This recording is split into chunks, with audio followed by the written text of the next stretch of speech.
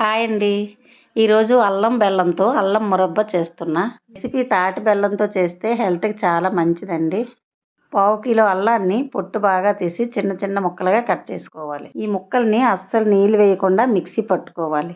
తర్వాత ఈ బెల్లాన్ని చిన్న చిన్న ముక్కలుగా చేసుకొని ఒక అర గ్లాస్ నీళ్ళు వేసుకొని బాగా మరిగించుకోవాలి.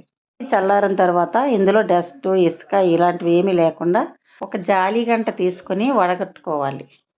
మళ్ళీ ఈ బెల్లాన్ని పొయ్యి మీద పెట్టుకొని మరిగిస్తూ ఈ అల్లం ముద్దను వేసి మంటని మీడియం ఫ్లేమ్లో పెట్టుకొని ముద్రపాకం వచ్చినంత వరకు కలుపుతూ ఉండాలి. కొంచెం చల్లనీటిలో కొంచెం వేసి ముద్రపాకం వచ్చిందో లేదో చూసుకోవాలి.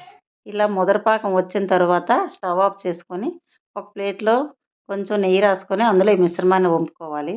తర్వాత ముక్కలుగా కట్ చేసుకోవాలి. ఇవి రోజుకు ఒక ముక్క తింటే జలుబు, దగ్గు, గొంతు నొప్పి, వాంతులు, డైజెషన్ ప్రాబ్లం ఉన్నోళ్ళకి చాలా మంచిది.